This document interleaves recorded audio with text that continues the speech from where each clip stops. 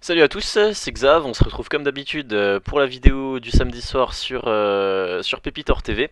J'espère que vous allez tous très bien, que vous avez passé une bonne semaine, euh, marquée par l'invasion de l'Ukraine par la Russie, ce qui a provoqué beaucoup de volatilité sur les marchés toute la semaine. Donc moi cette semaine, semaine en petite perte, moins 622 euros et quelques centimes. Je toujours négatif, mais comme dit, c'est pas ma, comme je dis que je répète depuis plusieurs semaines, c'est pas mon momentum, c'est pas le genre de marché que j'aime trader les mouvements baissiers violents comme ça ou même plus constants. C'est vraiment voilà, c'est vraiment pas quelque chose que où je suis bon. Il y a des gens vraiment c'est leur spécialité, moi c'est pas la mienne. Euh, J'essaye de limiter au maximum les pertes tout en restant un petit peu dans le marché. Donc voilà, mais mon moment reviendra et je m'inquiète pas par rapport à ça. Alors pour la petite histoire,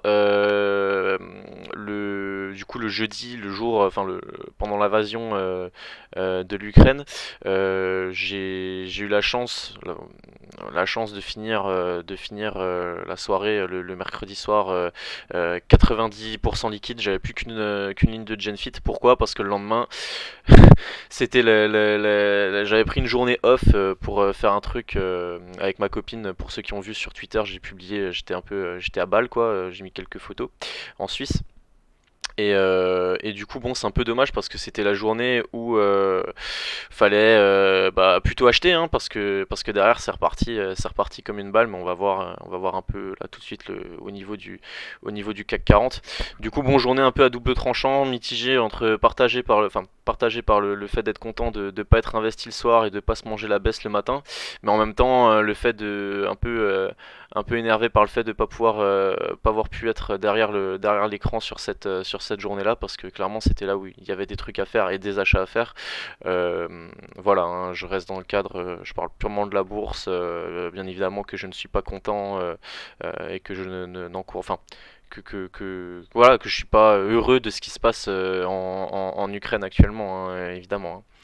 Donc je commence juste tout de suite avec un petit graphique. Donc là on est sur le CAC 40. Donc pareil, j'avais publié un peu ça sur Twitter. Ça faisait un moment là que le support des 6750 était testé. On a testé une fois, deux fois, trois fois, quatre fois, même avant de commencer à aller partir un petit peu en dessous. Donc là, ça va vraiment être la zone pivot maintenant.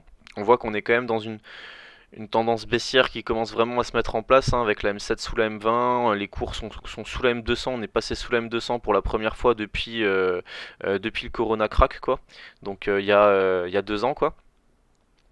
Donc on a vraiment une dégradation de tendance, hein. Bon, ça fait quand même un moment qu'on en parle, hein. Il y a beaucoup de valeurs qui commencent à être bien dégradées graphiquement parlant, mais là, le CAC 40, ça commence à être un peu plus marqué. Donc maintenant à voir, on a eu un énorme rebond vendredi soir, une bougie, comment dire, pas non plus super dégueulasse avec par rapport à l'invasion de l'Ukraine. On a quand même un petit peu rebondi sur pas mal de valeurs à la clôture de jeudi soir. Alors maintenant, moi, ça m'étonnerait que ça remonte comme ça en flèche et qu'on aille retester l'oblique ici. Je pense que bon, ça va dépendre de l'actualité, etc., hein, mais avec les taux là qui arrivent donc là, la politique monétaire, les taux qui arrivent là en mars, je pense que voilà, il va falloir faire attention. En tout cas, quoi qu'il en soit, les zones que vraiment je surveille maintenant. Donc comme j'ai dit, hein, je suis 100% liquide là vendredi soir. Donc là, ce que je vais surveiller lundi, ça va être les 6600 et les 6400, 6420 là sur l'oblique, sur le support oblique haussier ici là qui passe par les points bas de mars 2020 et de fin octobre 2020. Donc là il y aurait peut-être quelque chose à faire d'intéressant si on revenait là.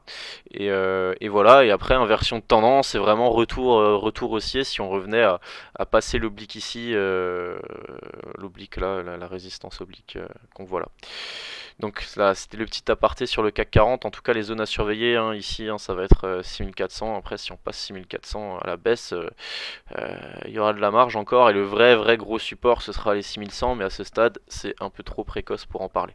Voilà pour le petit aparté sur le CAC 40. Donc je passe tout de suite à Valourec. Alors, Valourec, ça faisait des semaines que c'était chiant, que ça prenait 1%, ça en perdait 1,5, ça reprenait 2, ça perdait 1,5, il se passait rien. Là, on a eu une vraie dégradation baissière à partir de la fin de la semaine dernière et encore plus marquée là toute la semaine. Encore plus avec ce qui s'est passé en Russie, hein, parce que c'est bon, valeur, c'est pas pétrolière, donc c'est un petit peu lié à tout ça, même si c'est des valeurs qui sont censées profiter d'un pétrole qui monte, quoi. Plus le pétrole est cher, plus c'est des valeurs qui sont censées en profiter. Après, avec voilà les Fed News et tout ça, ça a pas été, ça a été vendu, quoi. Mais quoi qu'il en soit, ils ont sorti vendredi matin des résultats excellents, qui ont été, enfin excellents, en nette amélioration avec des perspectives positives, qui ont été très très bien accueillies par le marché, vu que le titre a pris 26% dans la journée. C'est ce qui est assez énorme pour une valeur comme Valourec. Quoi qu'il en soit, donc ouverture en gap haussier après une ouverture en cap baissier la veille. Donc c'est pareil, le marché se cherche, c'est super compliqué à trader, psychologiquement c'est très très dur. Donc bravo à ceux qui sont dedans. Quoi qu'il en soit, maintenant, l'objectif ça va être de passer et de valider les 8,50€ pour aller chercher plus haut. On aura la zone, on aura les 9,50€ puis les 10,50€. Et voilà, bon, on voit c'est assez clair au niveau du graphique, hein, les points, on passe souvent par le point des 8,50€ là, donc on voit que c'est une zone intéressante. Après, avec maintenant en support, du coup de nouveau la zone des 7,50, 7,50, 7,80. Et Ramet, toujours très très haussier, rien à dire. Bon, c'est valeur liée aux matières premières, hein, donc là, Ramet, comme on sait, hein, c'est nickel, nickel manganèse. La Russie étant un gros producteur, un gros exportateur de nickel, forcément ça fait, si la crise là, ukrainienne fait tirer les cours des matières premières et donc du nickel vers le haut, Eramet c'est une valeur qui en profite. Rien à dire, hein, c'est très très haussier. Bon, à ce stade, c'est une valeur que là je suis plus trop ces derniers temps parce que j'attendais plus une consolidation pour éventuellement revenir dedans, mais je vais me mettre en mensuel pour être sûr. Bon, on voit que, bon, en mensuel, on est sur la même 200 mensuel. Donc si ça passe, c'est vraiment bien. Là, on voit une grosse, on va dire, résistance sur les 112, 113, donc on est au-dessus. Donc c'est bien. Et maintenant, peut-être qu'il y aurait un objectif là dans les prochaines semaines, prochains mois, si ça veut continuer encore à 150€. À 150€, ça me paraît pas mal. Mais à voir maintenant si ça continue de upper fort comme ça à court terme. En tout cas, c'est une valeur, c'est une très belle boîte dans la configuration actuelle géopolitique et tout ça, quoi. Alors, solution 30. Solution 30, j'en ai parlé un petit peu cette semaine sur Twitter. Donc, on a un range entre 6,20€, 6,30€ qui ont été tenus cette semaine malgré l'ouverture là, la grosse ouverture en baisse jeudi matin. Et en résistance, on va avoir la zone 7,25€, 7,45€. Donc haussier et signal d'achat éventuellement si on passe cette zone à la hausse, ou sinon point d'achat, point de renfort si on revient sur 6,30€, voire en dessous jusqu'à 6€, 5,95€. Et après, bon, faut pas hésiter à sortir si on casse par le bas pour X ou Y raison. Quoi qu'il en soit, c'est pas la plus dégueulasse des valeurs. On voit qu'on a des moyennes mobiles qui sont un petit peu dans un mouchoir de poche. On a la M200 juste au-dessus, la M100 juste au-dessus aussi. Donc c'est pas le, voilà, on n'est pas vraiment dans une configuration très baissière comme on peut voir sur de nombreuses valeurs. BD Multimédia. Alors, c'est pas la plus belle valeur de la cote, elle en a entubé plus d'un là, dont moi, il y a pas longtemps, hein, je m'attendais vraiment à un passage, on en avait parlé, hein, je sais plus, peut-être il y a un mois et demi, passage des 9,75€ là pour aller viser 11€, 11,50€. On a travaillé, il y a eu des volumes, ça s'est jamais fait, et au final sorti par le bas parce que augmentation de capital du jour au lendemain. Quoi qu'il en soit, c'est une valeur là depuis 3-4 semaines, elle fait pas de nouveau plus bas, au contraire, elle fait chaque fois qu'elle fait un plus bas, après derrière elle fait un plus haut que le précédent plus haut. Donc on est dans une configuration, on va dire là on va dire neutre pour l'instant, même si on est au-dessus de la MM20 qui est en train de monter et avec la même 7 aussi. On n'est pas sur des angles très très importants, mais voilà, donc là il y a une bonne oblique qui tient bien. Il y a un passage des 8 euros qu'il faudra éventuellement surveiller, ou même quelqu'un qui veut acheter maintenant, je pense que c'est une bonne opportunité hein, sur 6,50€, 6,60€, dans le sens, quand je dis bonne opportunité, c'est pas niveau fondamental, c'est plus niveau technique, dans le sens où on va avoir un stop facile à placer, c'est-à-dire sous 6 euros. Voilà, pour quelqu'un qui veut essayer de jouer un mouvement à du plus 20, plus 25 si ça part, voilà, il faut avoir un stop à moins 6, moins 7 quoi. Il faut accepter ça comme risque. Soitec. Alors pareil, des valeurs qui se sont fait déglinguer là cette semaine et qui au final ont bien rebondi et ont bien terminé. Donc est-ce que ce serait pas les prémices d'un rebond technique d'ampleur? On verra la semaine prochaine, on aura un peu plus d'informations. On va suivre aussi forcément ce qui se passe ce week-end. Je pense que ça va être important de voir pas qu'il y ait d'escalade et tout ça là en Ukraine. En tout cas, c'est quand même assez positif parce qu'on clôture sur des niveaux. Si on prend la bougie en hebdo par exemple, je pense qu'on est sur des niveaux ouais, à peine inférieur à la clôture de la semaine dernière. Mais la bougie, vous voyez, en hebdo, la bougie, elle, quand même, on dit, là, le marché a dit, bon, ben, là, il y a des acheteurs, quoi. Là, on a peut-être fait un point bas, donc Soitec, il va falloir surveiller la semaine prochaine, il y aura peut-être quelque chose à gratter dessus. Jacques et Metal, je passe en un jour. Bon, en une semaine, si on regarde en UT semaine, c'est pareil, hein, la mèche basse a quand même été achetée, on finit pas sur les niveaux les plus bas, donc c'est quand même que les acheteurs sont présents. Je vais même dire qu'on est plutôt sur une zone de support en hebdomadaire. Par contre, si on regarde en journalier, on a quand même, voilà, c'est quand même assez dégueulasse dans le sens où on est sorti par le bas du canal. Malgré que ce soit une valeur qui est pour moi d'excellents fondamentaux, hein, là c'est vraiment le marché, il a dit Jacques et Metal on n'en veut pas, il y a un PR très faible, il va y avoir d'excellents résultats qui vont être annoncés début mars je crois. Bon, le marché dit simplement on n'en veut pas, des fois il faut pas non plus s'obstiner si on est trader plutôt qu'un investisseur. Après là un investisseur je pense que c'est quelque chose qui peut à ce prix là qui peut l'intéresser par rapport au ratio que j'ai évoqué et bon, qu'il faut qu'il aille voir par lui-même aussi quoi. Quoi qu'il en soit là on a explosé le support aussi des 19,90 à la baisse. Malgré le rebond, on voit que c'est quand même assez faiblard, hein, qu'on clôture sous le support.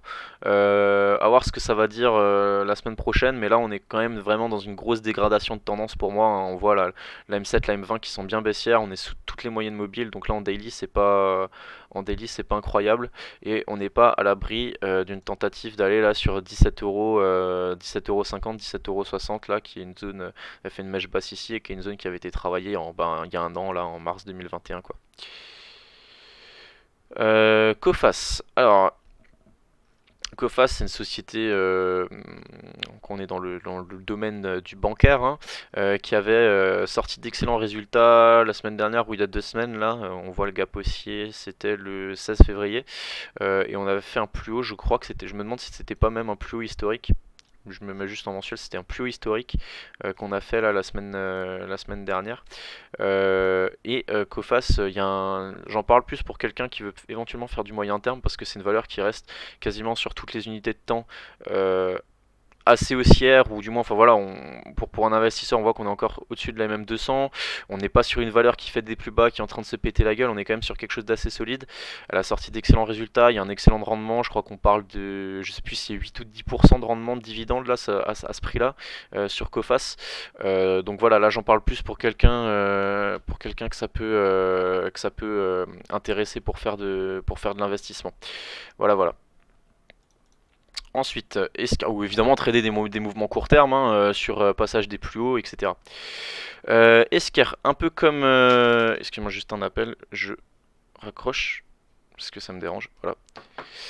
Excusez-moi. Alors, Esker, un peu sur le même profil technique que Soitec, c'est-à-dire que là on a fait un point bas sur les 182 qui a été racheté et un joli rebond avec gap haussier vendredi. D'ailleurs je me demande, pareil si je regarde en hebdo, je pense que la bougie doit être, voilà, la bougie est vraiment très correcte. On voit hein, là les acheteurs ont été présents, on a clôturé un petit peu plus bas que la semaine dernière, mais on a tenu la même 100 hebdo. On voit les volumes toujours très importants à la vente. Mais là, pareil, peut-être que la bougie, peut-être que le fait qu'on ait eu une vraie purge là, plutôt à cause de l'invasion en Ukraine, peut-être que là, on a un petit signe qui dit bon ben, on a fait un point bas, les acheteurs sont présents, enfin du moins on sait que les acheteurs sont présents, on n'est pas à l'abri de faire un deuxième point bas ici, mais ça sera super, super intéressant d'acheter à mon avis, parce que là on a vraiment des signaux qui disent la valeur nous intéresse à ce prix là. Donc voilà, pareil à garder sous le coude.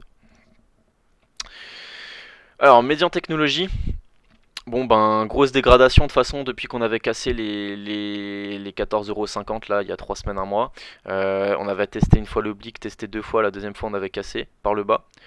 Et là avec cette semaine on a même allé casser le support des 11,70€ pour aller tester 10,80€, qui ont extrêmement bien réagi. On voit comme quoi des fois l'analyse technique c'est quand même assez euh, encore plus dans les périodes comme ça où il y a beaucoup de volatilité à la baisse. Voilà une mauvaise nouvelle comme là qui permet vraiment de dégazer sur toutes les valeurs. On voit que quand on casse vraiment un support à la baisse comme ça, souvent après derrière le support d'en dessous, il est quand même assez intéressant parce qu'il y a beaucoup de monde qui vont surveiller ça. Donc c'est quand même assez rare qu'on casse deux supports d'un coup quand il y a une mauvaise nouvelle au niveau global. Si on casse un support, souvent il faut vraiment regarder le deuxième support qui lui va tout de suite réagir. On l'a vu sur Esker, Soitec, tout ça c'était pareil, c'était vraiment des points lisibles quoi, c'est ça que je veux dire. Donc là bon,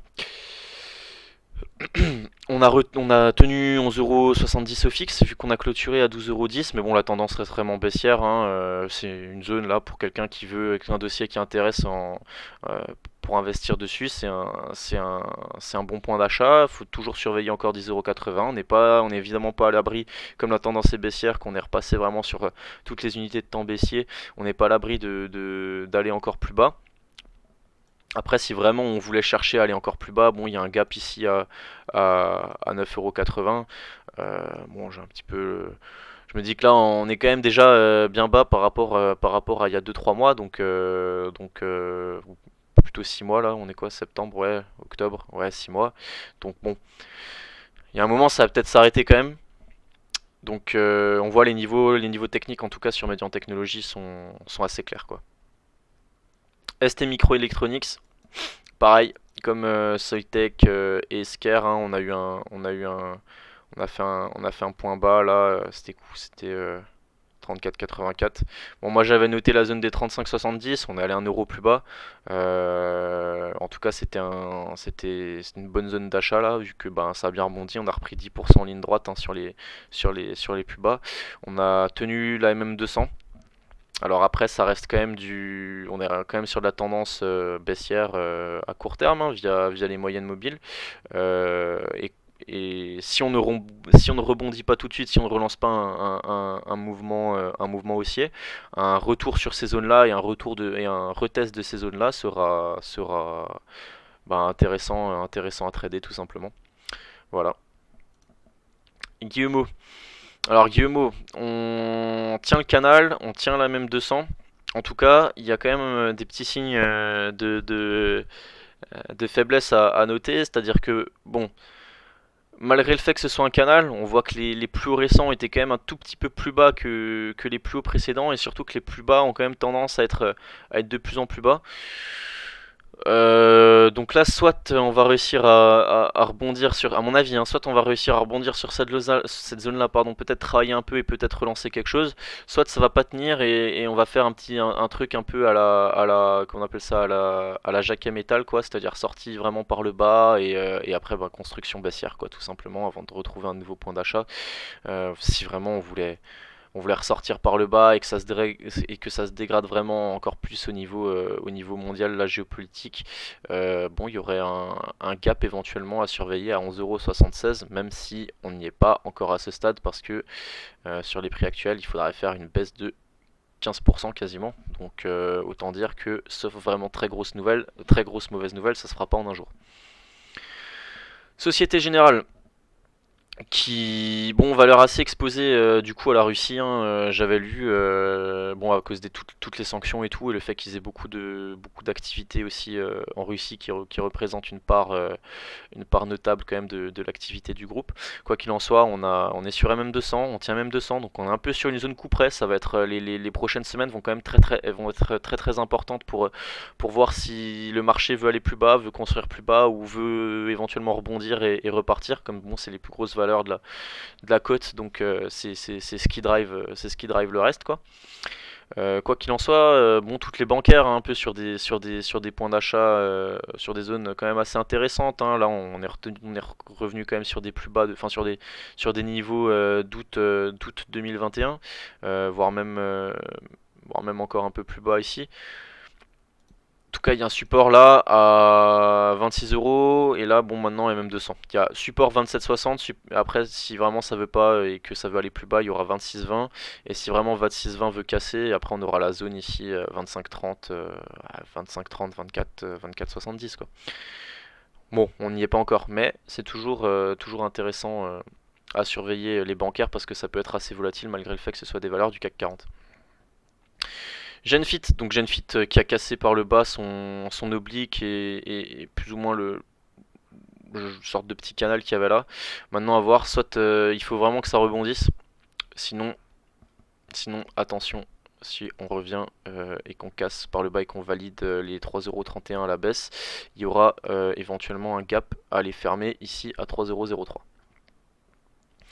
XFAB qui s'explose bien la gueule hein, depuis la sortie. On voit hein, quand même là un cas d'école d'analyse technique, hein, j'en ai déjà parlé la semaine dernière, ou même il y a 2 semaines, mais on a vu sorti par le bas du biseau, throwback dessus, on repasse pas, du coup on repart à la baisse, on casse le support, on vient sur le prochain support, on vient sur le support d'après, donc là bon, zone de support 6,80€ à ne pas casser sous prétexte, oui, si, sinon on n'ira plus bas, 6€, 6,10€, 6,15€ le support, le prochain support. De Richebourg, dégradation de tendance. Pareil, on revient sur des zones potentiellement intéressantes, hein, les 8,88€ quoi. Bon, on est sous M200, M7, M20 qui sont vraiment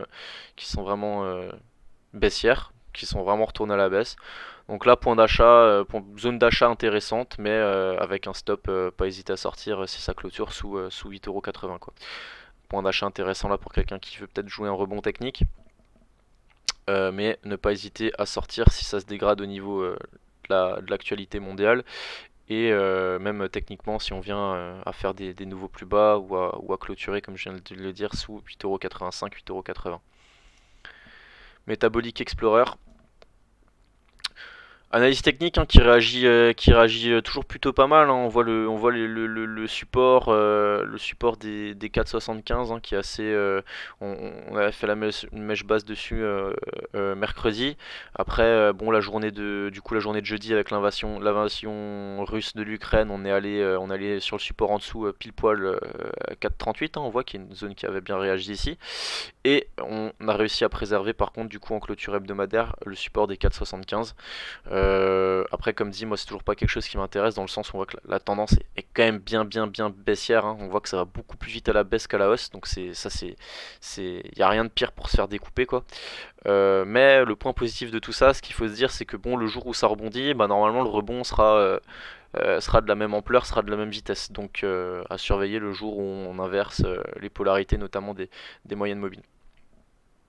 Katana Group, pareil, excellente valeur, hein, un peu à la Metex, hein, mais bon, qui, ont, qui ont des très bons fondamentaux, on va dire, qui ne sont pas des daubes plutôt.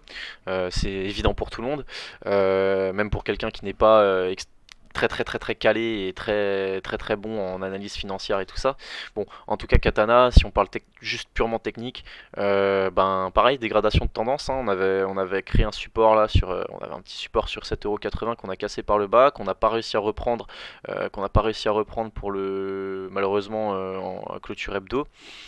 Et donc là pour l'instant on vient travailler les 7,08€ qui sont, enfin la zone des 7,10€, 7,05€, qui sont en fait les plus bas de la journée où on avait gapé à la hausse, là où on avait eu d'énormes volumes.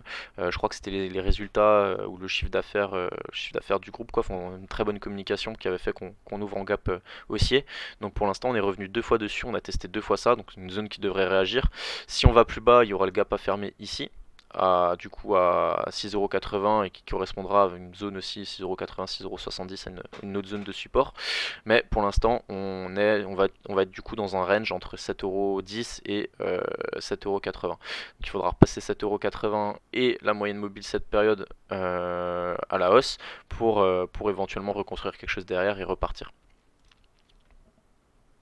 Galapagos. Galapagos, je crois qu'on en a commencé à en parler la semaine dernière. Bah, une valeur qui reste techniquement haussière, hein, alors que il y a beaucoup de trucs qui se pètent la gueule en ce moment.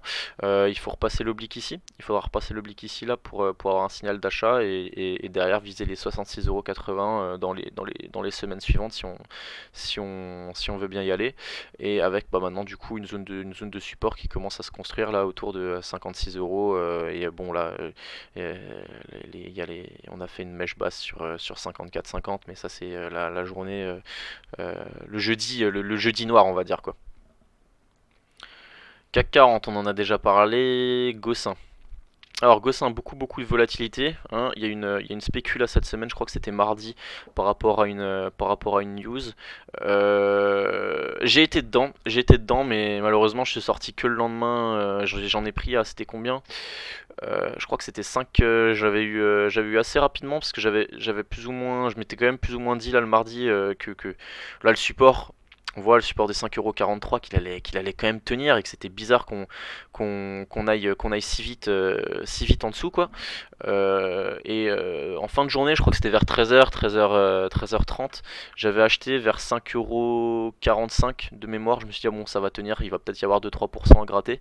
Et une heure et demie après, je vois que le truc était en résa et j'ai un peu checké. Et bon, il y avait des spécu de news et tout ça dessus. On a fait une belle bougie du coup à 25%. Et malheureusement, je suis sorti que le lendemain, donc j'ai pas fait une perf incroyable sur le dossier. J'avais dû gagner 500 ou 600€ dessus, un truc comme ça. Enfin bref. Quoi qu'il en soit, du coup, on voit que maintenant là, la zone 5,43€, 5,40€, ben, c'est le support à pas casser, hein, sous peine d'aller revoir la zone des ici 4,80€. D'ailleurs sur laquelle on a méché quasiment sur la journée de jeudi quoi. En tout cas beaucoup de volatilité sur Gossin, tendance baissière notable hein, malgré le rebond qu'on a eu, le rebond là via une pseudo news. Bon, les zones techniques à défendre, hein, on voit hein, du coup 5,40€, 4,80€, faut pas aller sous 4,80€, sinon on ira plus bas. BNP Paribas, comme Société Générale, hein, on tient la M200 pour l'instant, on a le support juste ici. 53,50€, faudra pas aller plus bas. Voilà, sinon dégradation de tendance encore plus notable hein, malgré le fait que si on s'intéresse juste si on s'intéresse pas qu'au prix et qu'on prend qu'on prend en compte aussi les moyennes mobiles, on est quand même sur un retournement de tendance hein, on voit bien hein, la M20 qui va croiser à la baisse la M50 par exemple. Euh, voilà, mais ce que je veux dire c'est que ça peut, si les marchés là ça se calme un petit peu et que le marché dit bon on a peut-être fait un point bas, on veut pas aller plus bas, là on va pas inverser la tendance comme ça en 2 jours, mais ce que je veux dire c'est que là on va peut-être avoir un petit travail sur cette zone de support, attendre les moyennes mobiles et après repartir quoi. Ensuite, BNP Paribas, Art Market. Art Market, bon, sur M200, rien de plus à dire. Pour quelqu'un que ça intéresse, ce genre de signaux, pour l'instant on tient la M200. Elle a bien consolidé, bien retracé depuis ses plus hauts de novembre. Si on veut se faire peur qu'on va aller encore plus bas, il y aura un support sur 7€. Ubisoft. Ubisoft en range entre les 44€ et les 47,50. Donc aussi peut-être quelque chose à faire si on repasse au-dessus de 47€, qu'on repasse la même 20 à la hausse. Et sinon, zone d'accumulation là pour quelqu'un qui veut acheter le support dans l'optique derrière que ça reparte quoi, avec un stop assez facile, c'est-à-dire sous 43,50. Hein. Bon là Je sais plus pourquoi on avait fait cette mèche basse là, mais j'aime pas trop quand c'est pas super propre là en l'occurrence. On voit, on a fait une mèche basse sous le support. On sait que le support est là, mais bon, le stop du coup, je dirais si on attend une clôture sous 43,60 en clôture, je pense qu'il faut stopper. On aura un signal baissier quoi. En tout cas, une chose intéressante à noter sur Ubisoft, c'est que malgré le Black Thursday, là, comme on peut dire, le jeudi noir, on n'a pas fait vraiment de plus bas, quoi. Hein. On est resté assez clean par rapport à ça. On s'est pas emballé à la baisse sur la valeur, donc c'est un point intéressant à noter. Abionyx Pharma. Euh, Pas grand chose à dire, on voit que les moyennes mobiles sont un petit peu en train de s'aplatir. Bon, on a fait un plus bas quand même cette semaine. Le jeudi, il n'y a pas eu de grosses chutes, on n'a pas fait de nouveau plus bas le jeudi, donc peut-être que ça veut dire que la valeur a été assez vendue et que ben, les vendeurs ne sont plus assez puissants. Donc à voir, on n'est peut-être pas à l'abri d'un test de nouveau, d'un retour sur 1,80 € et de faire un double bottom et pour peut-être repartir derrière. En tout cas, excusez-moi, on me rappelle, je raccroche. En tout cas, ce que je veux dire, c'est que bon, au pire, il y a une zone de support à 1,72 € là si on vient, si on veut se faire peur. Et puis il y a la M200 qui monte. Enfin, on va quand même avoir du lourd là sur la valeur. On arrive quand même sur une zone intéressante. Donc, Abionyx à surveiller. Crédit Agricole, bon, comme toutes les bancaires, hein, sur des niveaux peut-être assez intéressants. Premier support 11,70 €. Deuxième support au cas où vers 11,10 €. Donc là, c'est sûrement vers ici que ça va travailler hein, ces prochaines semaines. Mais pareil, la tendance, on a vraiment une inversion de tendance, croisement baissier M7 M20 assez puissant quoi. Euh, à voir ce que ça va dire maintenant. Mais pareil, pour un investisseur ou pour quelqu'un qui veut jouer un retournement en moyen terme sur la valeur, on est sur une bonne zone. On peut très bien se dire, le plan, ça peut très bien être d'acheter le niveau là, se dire bon ben j'achète encore si ça revient je rachète, je renforce si ça revient sur 11,10 €. Et par contre, j'hésite pas à stopper si vraiment on passe sous 11 €, 10,95 € quoi. Sérinov, de retour encore une énième fois sur le support des 1,30 € à peu près. Donc attention par contre parce qu'on a cassé une genre, selon moi on a cassé une genre d'oblique là par le bas, donc il faudra rebondir semaine prochaine. Mais en tout cas là ça peut être un point d'achat intéressant. Par contre toujours pareil des petites lignes hein, parce que ben voilà on voit 51 000 € échangés. Le jour où vous avez un gros qui veut sortir et qui veut y aller d'un coup, ça la met, vous prenez un moins 10, moins 12 instantanément sans pouvoir rien faire. Alphamos. Alphamos dégradation 1, on a cassé l'oblique par le bas, à ce stade c'est baissier, donc rien à faire sur la valeur, hein, faut attendre de voir ce que dit le marché. Eutelsat, Eutelsat pareil, on a cassé l'oblique là, on n'a même pas eu besoin du jeudi noir pour le faire, on a cassé l'oblique là tout de suite mardi je crois, ouais, mardi 22 février. Casser l'oblique par le bas, tendance baissière, on a cassé la M200, on est revenu fermer le gap là entre jeudi et vendredi, on est revenu fermer le gap du 29 septembre 2021. Seule chose qu'on peut dire, c'est que on voit qu'elle n'a pas du tout rebondi. Elle a fini au plus bas jeudi et elle a encore fait des nouveaux plus bas vendredi. Donc c'est clairement pas quelque chose qui intéresse le marché en ce moment. Au contraire, voilà. C'est important, je trouve des fois. Là, c'est quelque chose de très très baissier, mais c'est pour comment dire, dans l'apprentissage des connaissances général de tous, je pense, notamment enfin, des gens qui me suivent. Je pense qu'il y a vraiment des gens qui regardent, c'est et par curiosité et d'autres qui veulent aussi apprendre des trucs. Bah, ça, c'est quelque chose à remarquer. Ben, vous voyez que là, quand vous avez quelque chose qui se passe au niveau de la géopolitique mondiale, au niveau mondial, là comme en Ukraine, que vous avez tous les marchés qui se pètent la gueule, et ben vous voyez, vous avez des différences quand même entre des dossiers qui vont instantanément rebondir et d'autres qui au contraire vont continuer à aller plus bas malgré le rebond du reste. Donc vous savez, vous avez déjà une indication sur qu'est-ce qui est susceptible susceptible de rebondir plus vite si on a si on a un regain de positivité sur les marchés que le reste. Là, en l'occurrence, le Telsat, on a clairement le marché qui dit on n'en veut pas. Donc c'est quelque chose à remarquer. Vous voyez, si vous prenez Eutelsat par exemple et Soitec ou Esker où on a eu des belles bougies et que ça a été le dip a été acheté, là il n'a pas été acheté et il a été même survendu quoi. Donc ça c'est les petites différences à noter. C'est toujours intéressant d'avoir ça en tête et c'est un indicateur sur le futur quoi. Morel et Prom, donc bon parapétrolière qui avait bien toujours qui est dans cette pareil, c'est compliqué à trader parce que pour moi, il y a la zone des 2,70, mais en fait, au final, le marché a plus l'air de dire que c'est la zone des 2,55€ quoi. Bon, on va dire du coup, on va dire 2,55€, 2,60€ en garde-fou quoi. Faut pas aller sous 2,55€. Bon, parapétrolière, elle a bien, ou pétrolière plutôt tout court, elle a bien performé jeudi. Hein, il y a eu des volumes de fou, donc ça a été recherché et petite conso vendredi. Mais quoi qu'il en soit, on a toujours les 2,90€ à passer, enfin comme objectif de la figure là, de ce qu'on est en train de construire.